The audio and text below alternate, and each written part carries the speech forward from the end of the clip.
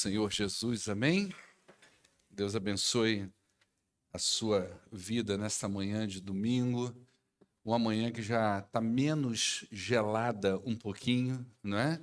Eu já ouvi dizer aí no repórter que o nosso inverno esse ano ele vai ser mais quente do que o ano passado, e com presença de chuva. Isso é bom ou ruim, irmãos? Sei, você que vai dizer, né?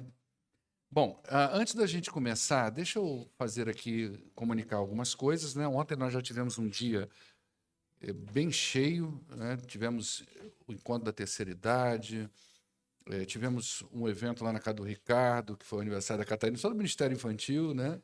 O pastor deu uma passadinha lá. Tivemos o culto na casa do Maurício e da Fabrícia, que foi muito legal. E também ainda temos mais coisas aí, tá? Essa semana agora a gente entra na semana de oração, tá? Então separa pelo menos um dia para você vir. O ideal é que você viesse todos os dias. Mas se você não consegue vir todos os dias, separa um dia.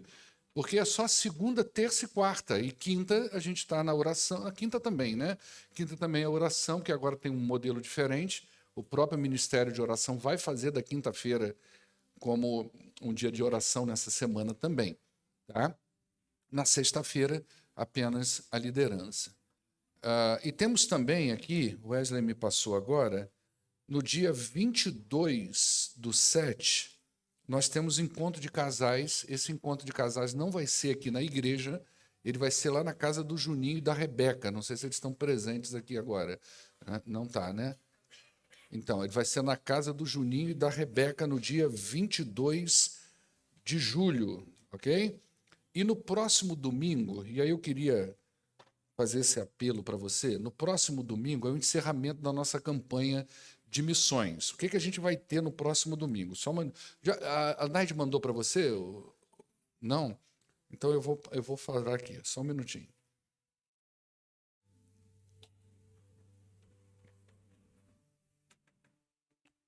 Nós vamos ter hambúrguer do Brito, tá? Hoje à noite a gente passa ali para o Emanuel.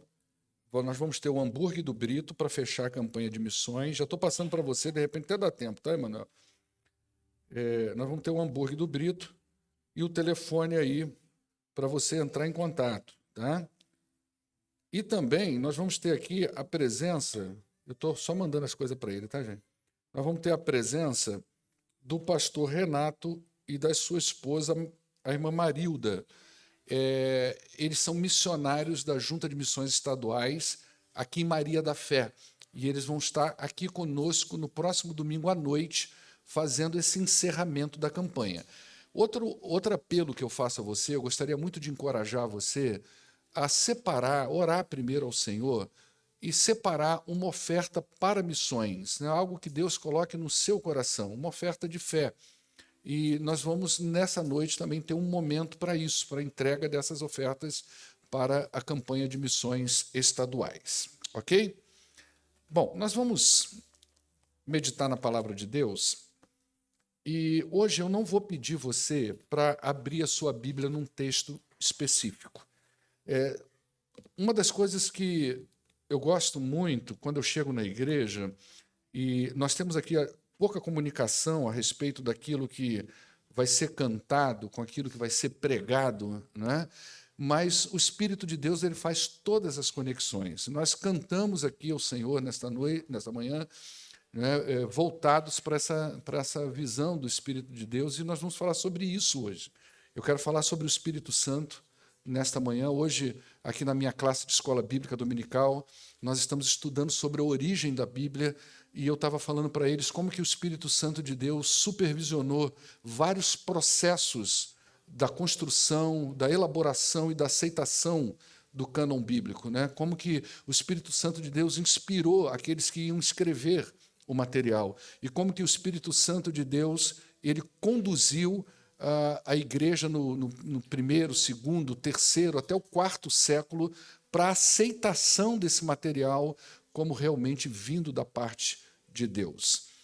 E hoje eu quero falar um pouco sobre o Espírito Santo de Deus, principalmente porque nós estamos vivendo um tempo onde, das três pessoas da Trindade, o Espírito Santo de Deus é aquele que tem gerado mais confusão na vida das igrejas. A gente devia aprender a gente devia aprender a ler Coríntios e ver que algumas distorções que a igreja cria em torno do que é de Deus, de coisas poderosas de Deus para a igreja, cria muita confusão também, né? Então, o Espírito Santo, dentre as 3 pessoas da Trindade, é a que tem causado mais distorção, não por ele, obviamente, mas pelo entendimento distorcido que muitos líderes religiosos hoje têm sobre o Espírito Santo de Deus. O nosso objetivo aqui nessa manhã é refletir sobre o Espírito de Deus. Eu quero, para isso, trabalhar em 5 falas do Senhor Jesus a respeito do Espírito de Deus. Todas elas no Evangelho de João. Você pode manter a sua Bíblia aberta em João capítulo 14. Nós vamos do capítulo 14 até o capítulo 16 do Evangelho de João e nós vamos ver 5 falas de Jesus a respeito do Espírito Santo de Deus. Como é que ele conduziu isso aí, o que ele falou do Espírito Santo de Deus e o que isso se encaixa com a nossa vida, tanto do ponto de vista individual, ou seja, do sujeito crente, você como crente em Cristo Jesus, como a igreja do Senhor Jesus, como que nós devemos nos apropriar dessa bênção maravilhosa que é o Espírito Santo do Senhor, né? E a primeira coisa que eu quero destacar aqui nessa manhã está aí nos versos 15 e 16 do capítulo 14, que é o ambiente dessa promessa. Em que momento Jesus disse, eu vou enviar para vocês um outro Consolador. Então você vai ver aí no capítulo 14, nos versos 15 e 16, Jesus dizendo assim, se vocês me amam, vocês devem obedecer aos meus mandamentos, ou seja, vocês obedecerão ao meu mandamento. E eu pedirei ao Pai, e ele dará a vocês um outro conselheiro para estar com vocês para sempre. Então, antes da gente falar do que Jesus falou definitivamente sobre o Espírito de Deus, a gente precisa destacar esse ambiente contextual.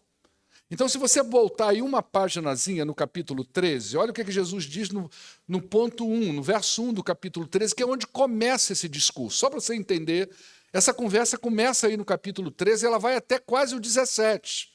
E Jesus, aí, no verso 1 do capítulo 13, ele diz assim, um pouco antes da festa de João, da festa da Páscoa, sabendo Jesus que já havia chegado o tempo em que deixaria este mundo e iria para o Pai, ele amou os seus discípulos que estavam no mundo e amou eles até o fim. O evangelista está dizendo, olha, Jesus amou os seus discípulos até o fim. Mas quando ele chega no capítulo 14, o discurso agora muda. E ele vai dizer não do amor dele pelos seus discípulos, mas ele vai dizer do amor dos discípulos por ele. E ele vai dizer, olha, se vocês me amam, disse Jesus, vocês obedecerão os meus mandamentos. Ou seja, a obediência está atrelada ao amor que nós temos por Jesus. O amor precede a obediência. A obediência é a evidência do amor, é a manifestação desse amor. Se eu amo Jesus, se de fato eu estou envolvido com o Senhor, eu vou amar ao Senhor, eu vou obedecer aquilo que o Senhor nos manda. E quando nós pensamos nos mandamentos que esses discípulos deveriam obedecer, a gente vai pensar em coisa muito ampla, porque os mandamentos de Deus para nós são amplos. Nós temos várias coisas que estão reveladas nas Escrituras sagradas, estão expostas para nós, tanto na pessoa e obra de Jesus, quanto nos ensinos do Senhor Jesus. Então, o mandamento é muito amplo. Mas aqui, quando ele entra para falar do Espírito Santo de Deus, você vai ver que o mandamento é específico.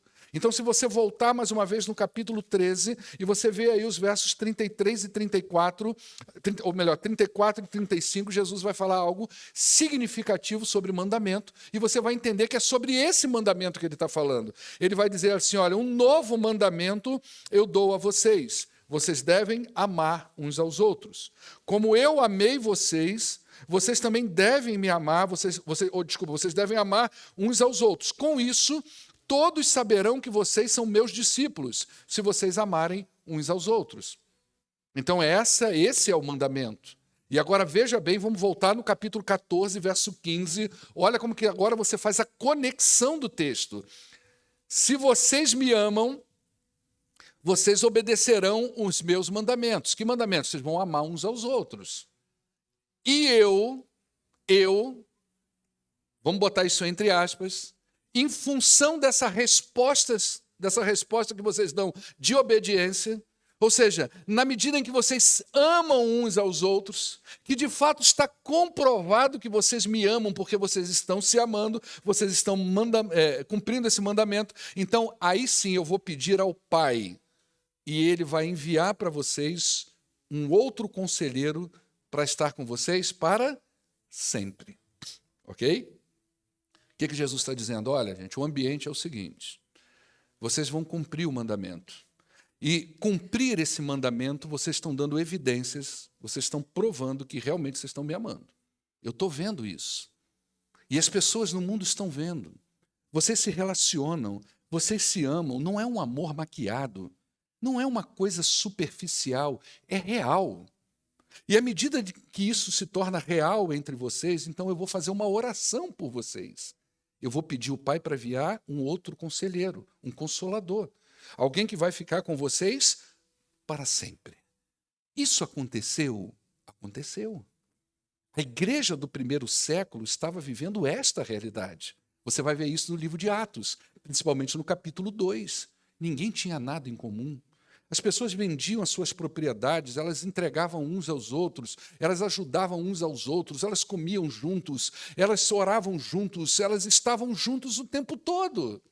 Então havia esse relacionamento que não era um relacionamento maquiado, ele era tão intenso que o dia em que alguém tentou se relacionar no meio da igreja de forma maquiada, o Espírito de Deus, esse que foi enviado como resposta a essa obediência, ele mesmo levou esses dois embora, que foi o casal Ananias e Safira. Olha, eu quero viver como vocês, eu quero andar como vocês. Só que, como eu expliquei na minha classe hoje de escola bíblica dominical, você pode pegar um lobo e você pode botar uma pele de ovelha nele e falar assim, olha, vai viver entre o rebanho das ovelhas. Um dia ele vai chegar no rebanho das ovelhas, ele vai andar no rebanho das ovelhas, e um dia as ovelhas vão falar assim, hoje nós vamos pular, e o lobo vai pular junto. E um dia ele vai falar assim, hoje nós vamos ficar correndo para lá e para cá sem noção, junto com as ovelhas, que a ovelha é sem noção. A gente já viu isso aqui quando nós estudamos o Salmo 23, e o lobo vai junto, sem noção. Mas na hora de comer, vamos comer mato. O lobo fala, não, eu quero comer a ovelha. O mato, não. Eu quero comer a carne da ovelha. O mato, não. Porque nem tudo consegue. Né? Ananias e Safira foi assim. Teve um momento que não conseguiu. A relação era maquiada. A amizade, o amor, a visão, a obediência a Deus, tudo aquilo era superficial e maquiado. Mas o Espírito foi dado, porque a relação da igreja era verdadeira. E o que isso se aplica a nós hoje? É na união em amor da igreja de Cristo que o Espírito atua. Isso é essencial para a atuação do Espírito de Deus na vida de uma igreja. E não é uma atuação no sentido de nós nos emocionarmos, de nós nos arrepiarmos, de nós falarmos coisas que ninguém entende. Não é sobre isso. Mas é sobre a poderosa direção, o poderoso conselho do Espírito de Deus, o poderoso consolo do Espírito de Deus e tudo que representa o Espírito de Deus para a vida da igreja. Então, nesse sentido, a atuação do Espírito se torna algo poderoso quando realmente a igreja se envolve nesse amor que é verdadeiro, que não é superficial, que não é maquiado, onde as pessoas aprendem a perdoar umas às outras, quando as pessoas aprendem a amar umas às outras, compreender umas às outras, ouvir umas às outras, consertar as suas diferenças entre umas e outras, porque essas coisas acontecem no dia a dia das pessoas, isso é normal, isso acontece na família da gente, a gente bate cabeça o tempo todo. Quantos de vocês já saíram de grupo de família, de WhatsApp, e depois volta? Já viu isso? Já fez isso? É só... Eu não tenho grupo de família, né? Minha esposa que tem grupo da família dela, tem lá. Yara e seus 7 filhos, mas tem uns genros que entram. Eu falei, Mariana, eu não vou entrar nisso, não. Eu não vou entrar nisso. Quantas pessoas que têm família grande, está no grupo, de repente sai do grupo, entra no grupo, sai do grupo. Não é? Não precisa nem esperar o Natal para criar confusão, já cria no meio do ano mesmo, por causa de grupo. A gente bate cabeça, isso é normal. Agora, como que a gente vai resolver isso? Aí é a luz do Espírito de Deus, esse é o ambiente. E aí agora a gente entra naquilo que Jesus vai falar sobre o Espírito Santo de Deus. E no capítulo 14, nos versos 16 e 17, diz assim, e eu pedirei ao Pai, e Ele lhe dará outro conselheiro para estar com vocês, o Espírito da verdade, O mundo não pode recebê-lo porque ele não vem, porque não o vê e nem o conhece, mas vocês conhecem, pois ele vive com vocês e estará em vocês, né?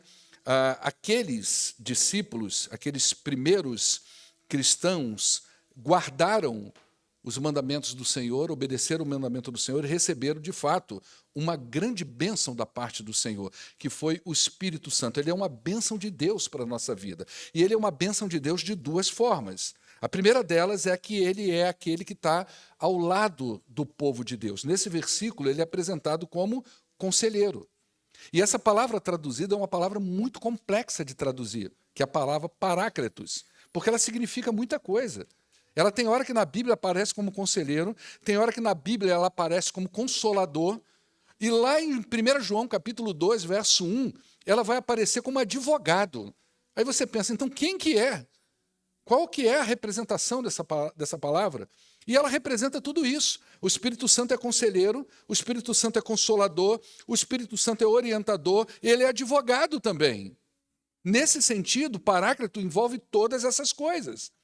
Mas quando você vai na raiz da palavra, ela significa basicamente o seguinte: o Espírito de Deus é aquele que é colocado ao lado de uma pessoa.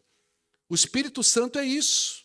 Ele é colocado ao lado, e ele é colocado ao lado para advogar, ele é colocado ao lado para ajudar, ele é colocado ao lado para aconselhar, ele é colocado ao lado para consolar corações, para direcionar a igreja do Senhor Jesus.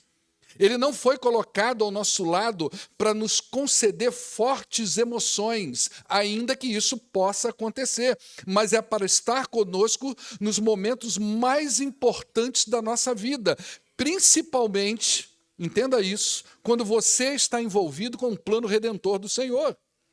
Nossa, isso é maravilhoso. É nesse sentido que Jesus diz assim, e eis que estarei convosco todos os dias até a consumação dos séculos. A gente pensa assim, nossa, vai estar junto com a gente o dia inteiro. Não, a ideia ali é o seguinte, olha, ele nunca vai se afastar de você.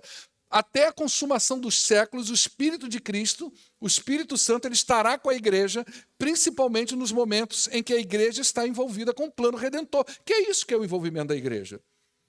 Então, quando você está evangelizando alguém, lá está o Espírito Santo de Deus. Quando você está consolando alguém, lá está o Espírito Santo de Deus trabalhando. Quando você está exortando alguém, lá está o Espírito Santo de Deus na vida do seu povo. Na nossa caminhada cristã, nós não estamos sozinhos. Deus nos concedeu uma bênção eterna. O texto diz que é para sempre. E nós estamos desfrutando isso desde o dia que Jesus fez essa oração, foi para a cruz, morreu, ressuscitou, e nós testemunhamos através das Escrituras que o Espírito de Deus foi derramado sobre todas as pessoas. Até hoje, nós desfrutamos dessa decisão da igreja, dos primeiros apóstolos, de obedecer aos mandamentos de Jesus, dentre os quais o principal era amar uns aos outros. Mas ele também é uma testemunha.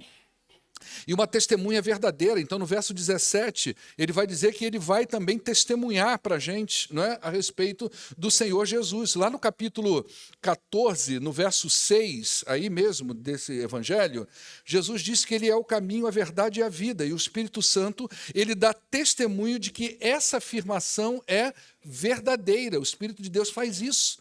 Ele nos ajuda a crer. Ele nos ensina a crer. Ele nos encoraja a crer. Ele testifica no nosso coração que tudo que Jesus falou e fez é verdadeiro. Por isso que nós olhamos para as Escrituras Sagradas e nós recebemos as Escrituras como palavra de Deus, como palavra inspirada. Quem é que faz isso na gente? É o Espírito de Deus. Você não sai lendo todos os livros por aí e acreditando que aquilo é palavra de Deus, mas as Sagradas Escrituras, e isso você acredita.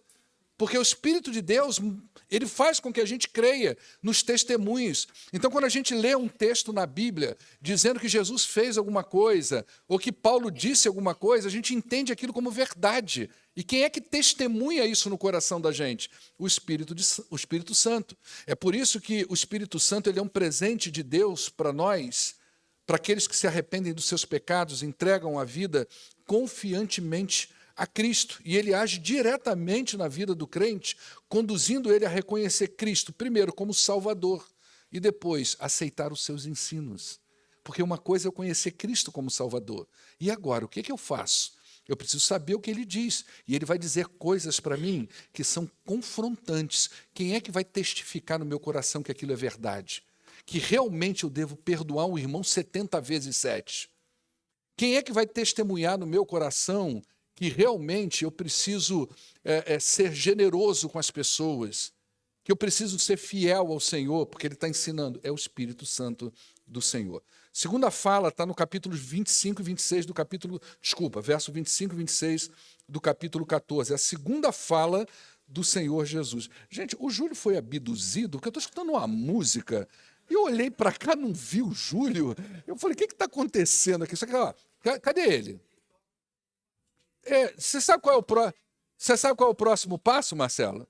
Vão começar a querer pintar isso aqui tudo de preto. Esse é o próximo passo. O terceiro passo é na Assembleia deixar de ser Primeira Igreja Batista de Pouso Alegre, vai ficar vários church, aí por aí vai, entendeu? E aí nem na ceia eu vou poder usar a gravata, que é o único dia que eu uso a gravata é na ceia, né? A segunda fala de Jesus está nos versos 25 e 26, que diz assim: mas o conselheiro, o Espírito Santo, que o Pai enviará em meu nome, lhes ensinará todas as coisas e fará vocês lembrar tudo o que eu disse. Não é? São esses 2 versículos só. Não é? Veja bem, quando nós falamos do Espírito Santo como sendo o conselheiro enviado ao seu povo, como eu já disse, nós estamos falando de alguém que está junto aos salvos, ajudando ele durante as suas militâncias espirituais nesse mundo. Anterior ao Espírito de Deus, o próprio Jesus, ele se colocou ao lado dos seus discípulos. Ele era o conselheiro dos seus discípulos. Ele era o consolador dos seus discípulos. Mas agora, Jesus está partindo. Esse discurso é um discurso de partida. Ele está indo para o Pai. Mas ele diz, olha, eu não vou deixar vocês sozinhos. Eu vou enviar um outro consolador, ou seja, uma outra pessoa. O Espírito Santo ele é uma pessoa, você precisa entender isso. Talvez não uma pessoa no sentido como nós somos, mas ele é uma persona. E eu vou enviar uma outra pessoa, e essa pessoa vai exercer o mesmo papel que eu estou exercendo com vocês. Ele vai fazer algo semelhante ao que eu faço. Ele será o conselheiro de vocês. Ele vai consolar vocês. Ele vai direcionar vocês. Mas os discípulos de Jesus, eles tiveram muitas dificuldades para entender o processo espiritual que eles estavam vivendo. Não é? Então você vê aí em João capítulo 2, verso 22, o Emanuel vai colocar aí para a gente, olha que coisa interessante. Depois que ressuscitou dos mortos, os seus discípulos lembraram-se do que ele tinha dito. Então creram na Escritura e na palavra que Jesus havia falado. Eles não entendiam quando aconteciam as coisas. Mas depois da ressurreição de Jesus, parece que algumas coisas foram ficando claras para eles. No capítulo 12, no verso 16, você vai ver isso de novo, não é? A princípio, os seus discípulos não entenderam o que estava acontecendo ali. Só depois que Jesus foi glorificado, eles se lembraram de que essas coisas estavam escritas a respeito dele e foram feitas, não é? Então, na hora que estava acontecendo, parece que eles não tinham muitas noções, não é? Agora, ele diz que o Espírito Santo vai ensinar todas as coisas e que fará esse povo lembrar de todas as coisas. E isso aconteceu com os discípulos ali no primeiro século. Então, e assim como neles, na vida deles, nós também, às vezes, temos dificuldade de entender ensinos e direções que Deus dá para a vida da gente. Por isso que nós ficamos, às vezes, com dúvidas. Às vezes a gente lê textos na palavra de Deus e pergunta como é que isso se aplica à vida da gente, não é? E nesse caso, nós temos da parte do nosso Deus, do nosso Senhor e Salvador Jesus Cristo, a garantia que o Espírito Santo vai nos ajudar nesse processo. E como é que ele faz isso? Primeiro, ele nos ensina. Ele exerce uma função pedagógica na vida dos crentes. O Espírito nos ensina as verdades que foram reveladas nas Escrituras Sagradas. Ele inspirou o pessoal para escrever. E agora ele lança luz para que a gente entenda. E auxiliados pelo Espírito Santo, a Igreja de Cristo tem condições de compreender as orientações que ele dá para nós. Por isso que nós precisamos orar. Por isso que nós precisamos ler Bíblia. Por isso que nós precisamos estar juntos. Gente, presta atenção numa coisa. Presta atenção nisso. Lembra do ambiente do Espírito, que era um ambiente da comunhão e do amor? As pessoas, às vezes, têm a mania de dizer assim, eu estava lá em casa, eu estava orando, e o Espírito me revelou isso. O Espírito falou... Às vezes isso acontece mesmo, tá, gente? Quantas vezes eu já tive um momento de introspecção com o Senhor, e eu senti que o Espírito de Deus me falou alguma coisa. Mas presta atenção numa coisa. As orientações e as verdades reveladas da parte de Deus, que tem a ver com a história da redenção e a história da igreja, são reveladas na comunidade. Entende isso? É quando nós estamos juntos. É quando a gente abre a palavra de Deus. É quando a gente está orando junto, que o Espírito de Deus revela para a igreja o que ela precisa fazer. Quando a igreja não é unida, ela está ali naquele endereço, ela está ali bacaninha, mas ela está ali sem sentido, porque ela não está ouvindo nada da parte de Deus. Cada um ouve uma coisa. Aí, de repente, um levanta e diz, olha, Deus, essa igreja precisa de cura. É na comunidade, é na união, é no amor sincero que o Espírito de Deus vai dizendo para a igreja, faça isso, vai por ali e dá direção à igreja do Senhor Jesus. Ele também nos faz lembrar. O Espírito de Deus faz conexões espirituais. Algumas coisas aconteceram que não faziam sentido na mente daqueles discípulos, mas depois tudo fez sentido. Como aí no verso 16 do capítulo 12, os seus discípulos não entenderam aquilo que estava acontecendo, mas depois que Jesus foi glorificado, aí sim a ficha caiu. Nossa, isso tem a ver, estou entendendo tudo, não é? Então, os discípulos não estavam compreendendo o que significava aquela atitude de Jesus se apresentando como rei dos judeus. Ele entra na cidade e diz, eu sou o rei. E eles olharam aquilo, isso tem a ver com o quê, gente? O que está acontecendo aqui, né? Mas depois, o Espírito de Deus fez as conexões. Realmente, ele é o rei. Ele é o Messias esperado, não é? Para nós não é diferente. Muitas coisas que lemos nas Escrituras parecem não fazer nenhum sentido para nós. Como, por exemplo, a necessidade de Jesus morrer na cruz. Você sabe que ele morreu na cruz. Mas você tem certeza do sentido disso? Ou você tenta se convencer que precisava disso? Né? O Espírito Santo mostra para a gente, sem morte na cruz não há remissão de pecados. Não adianta. Você pode fazer o que você quiser. Você pode dar todos os seus bens aos pobres. Você pode ser o maior trabalhador na igreja. Nada disso vai te levar para o céu. Somente a morte de Jesus pode perdoar os seus pecados. É pela fé, é pela graça, é pela misericórdia do Senhor Jesus. A gente não entende, às vezes, alguns milagres de Jesus, as coisas que foram feitas, a necessidade de arrependimento para a salvação, a necessidade de novo nascimento. Lembra de Nicodemos? Jesus disse para ele, você precisa nascer de novo, Nicodemos. Você precisa voltar para a barriga da sua mãe. Ele, como assim? Olha a minha idade. Eu já tenho sei lá quantos anos. Você está dizendo que eu tenho que voltar na barriga da minha mãe? É isso que você está dizendo? Não, Nicodemos, você não está entendendo nada. Você é mestre da lei. Você é um cara estudioso, você é um líder do seu povo, você não está entendendo nada. Eu estou falando de arrependimento, cara. Eu estou falando de quebrantamento. Eu estou falando de mudança de mentalidade. Mas eu não estou entendendo nada. Porque quem revela isso para nós é o Espírito de Deus. Ele faz essas conexões na nossa vida, não é? Então o Espírito de Deus, ele faz todas as conexões espirituais que nos ajudam a entender que o nosso Salvador prometido no Antigo Testamento se revela no Novo Testamento, por exemplo, e que ele precisava passar por tudo que ele passou para que eu e você pudéssemos desfrutar de uma vida abundante. Ele nos dá a verdadeira esperança de que um dia nós nos reencontraremos com ele e viveremos com ele para sempre. É o Espírito de Deus que faz essas conexões espirituais. Então, por isso é importante você ler as Escrituras, orar, para que o Espírito Santo dê a você entendimento da vontade de Deus. Você precisa ver isso. O Espírito de Deus está aí atuando na vida da igreja, tentando fazer conexões espirituais na sua mente e no seu coração. Depois tem mais um lá, um texto no capítulo 15, versos 26 e 27. Jesus fala mais uma vez sobre o Espírito Santo. Olha o que ele vai dizer.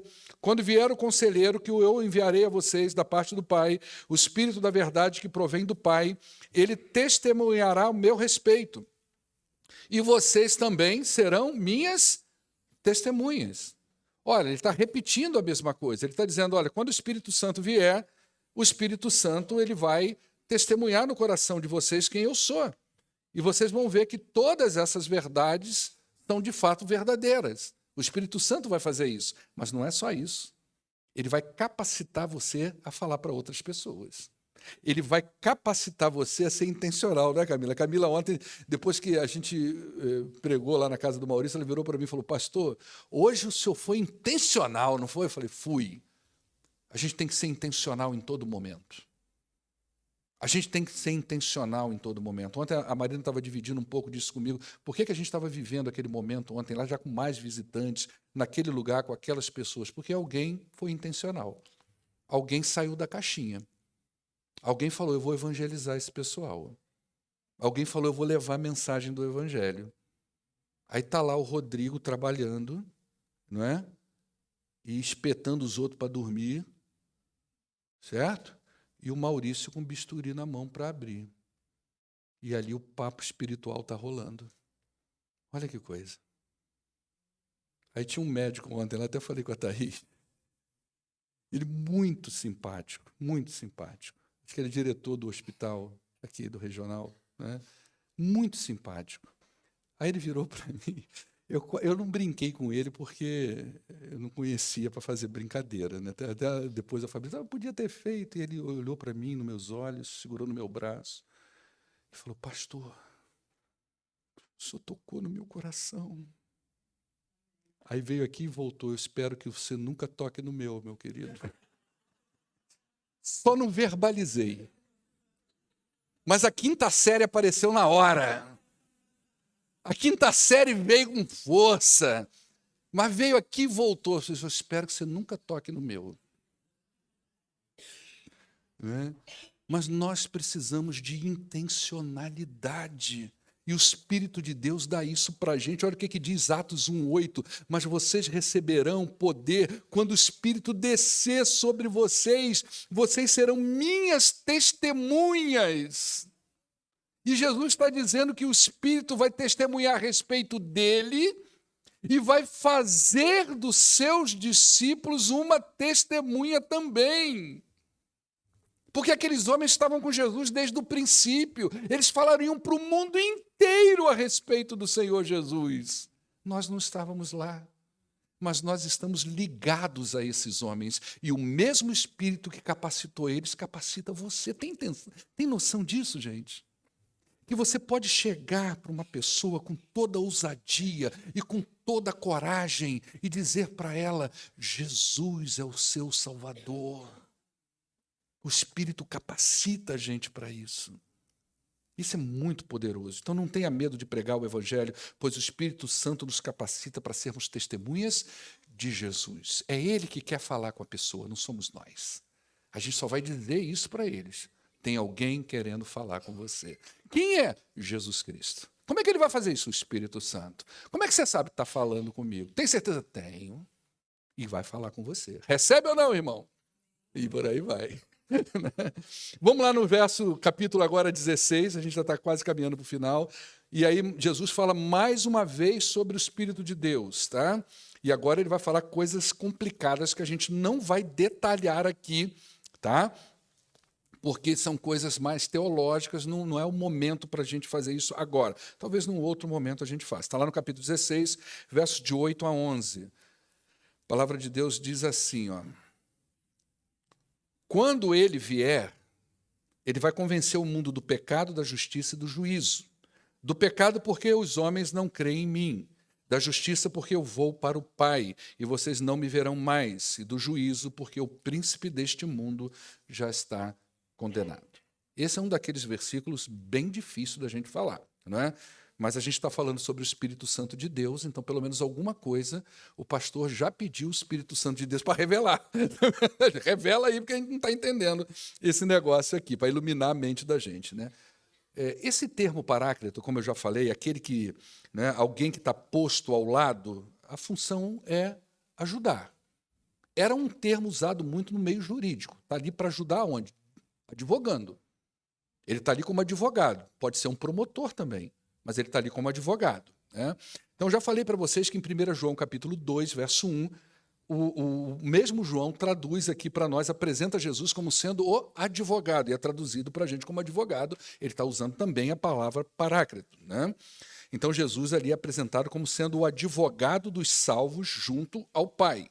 A gente sabe que Jesus ajudou os seus discípulos, esteve sempre ao lado deles, defendendo, orando por eles junto a Deus, ou seja, ele sempre se colocou ao lado, né? Entretanto, a vida de devoção e de piedade de Jesus, os seus milagres, os seus ensinos, eles acabaram expondo o pecado do mundo. As pessoas não aceitaram o Senhor Jesus. Então, lá no capítulo 1 de João, nos versos 10 e 11, mostra um pouco disso.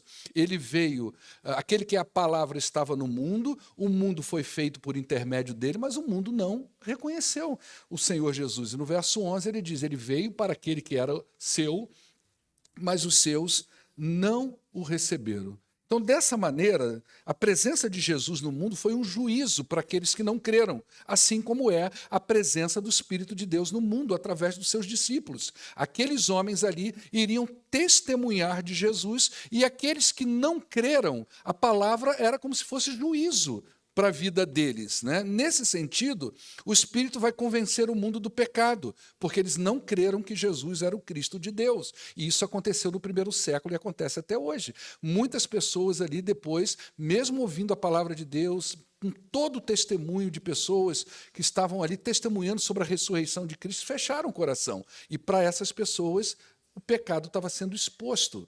E o Espírito Santo, então, vem para convencer sobre isso. Alguns aceitaram. Alguns receberam a palavra de Deus e foram salvos.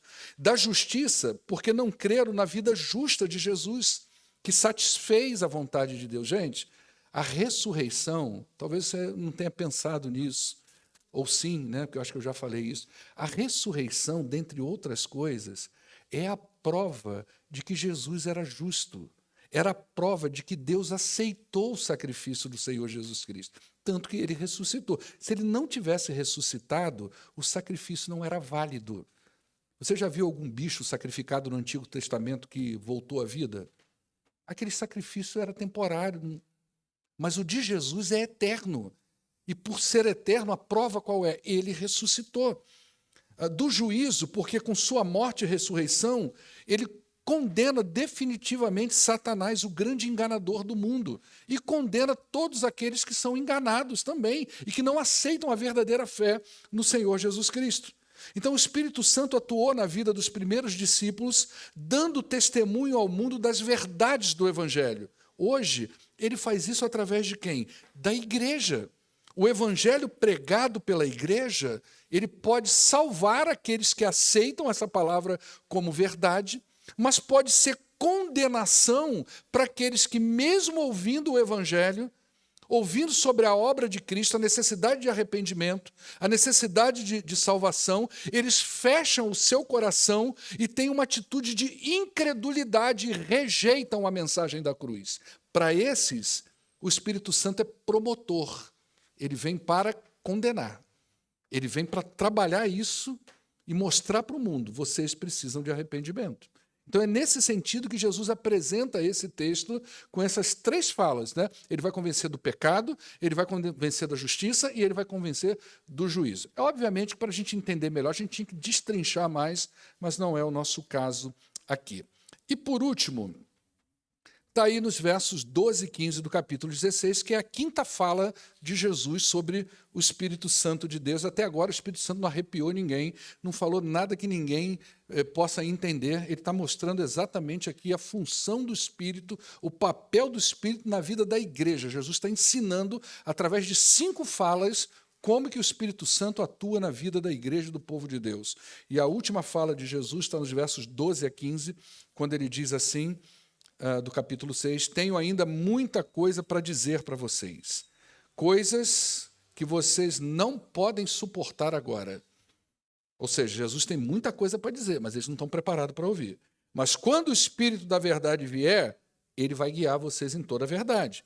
Ele não falará de si mesmo, apenas do que ouvir, e vos anunciará o que está por vir. Ele me glorificará, porque receberá o que é meu e o tornará conhecido a vocês. Tudo o que pertence ao Pai é meu, por isso eu disse que o Espírito receberá do que é meu e o tornará conhecido a vocês.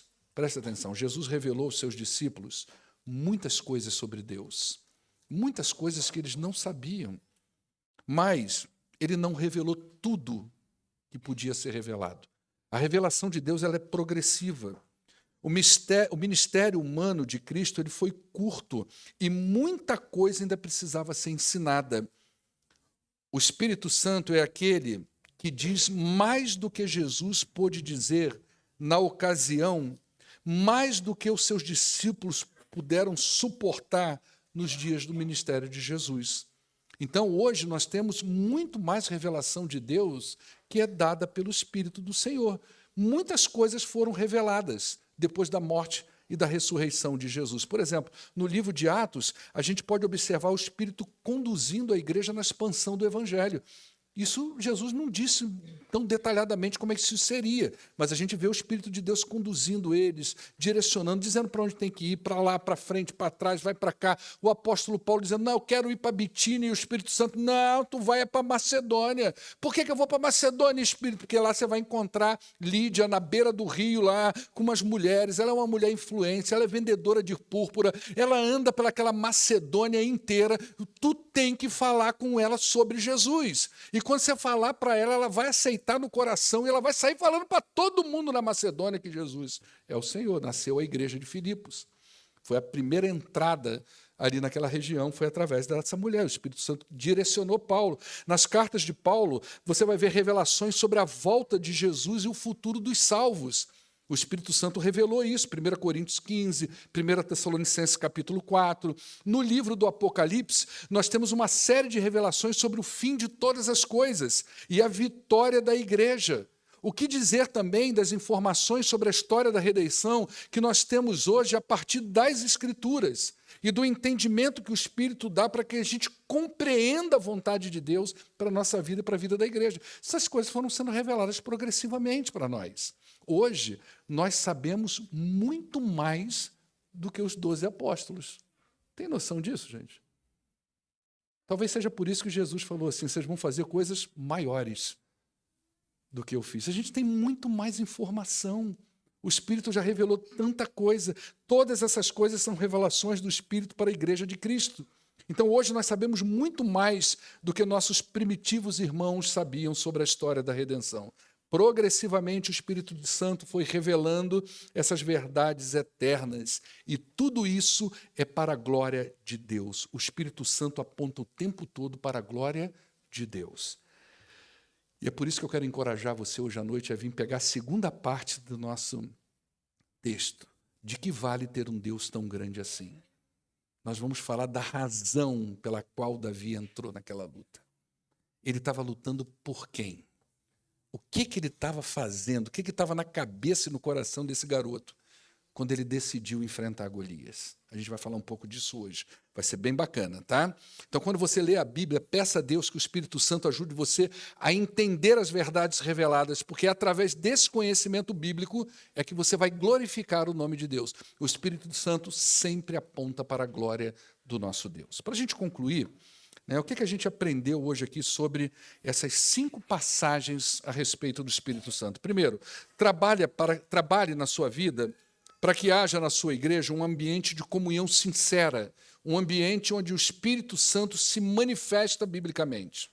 Você precisa trabalhar para isso, nós precisamos trabalhar para isso, para que a nossa igreja tenha um ambiente onde o Espírito Santo de Deus possa se manifestar de forma bíblica, de forma saudável. Jesus não nos deixou órfão, ele enviou o seu Espírito para estar ao nosso lado. Então, o Espírito de Deus nos encoraja Ele nos encoraja a viver e nos encoraja a testemunhar as verdades do Senhor Jesus. Aprendemos também que o Espírito Santo nos coloca como testemunhas de Cristo neste mundo. Para aqueles que creem, é salvação. Para o incrédulo, é condenação. Nosso papel não é salvar nem condenar, é testemunhar. Quem faz isso é Deus e o seu Espírito. A gente não faz essas coisas. A gente fala para as pessoas a respeito de Jesus. Esse é o nosso papel. Peça a Deus, nós aprendemos hoje também que devemos pedir a Deus que Ele dê à sua igreja entendimento. E para isso nós precisamos pedir o auxílio do Espírito para que a gente entenda as Sagradas Escrituras, tanto para ser aplicada a nós, a nossa igreja, a nossa família, a nossa vida, tudo que se refere a gente, porque isso vai trazer glória para Deus. Não é sobre nós, sempre será sobre a glória do nosso Deus. Amém?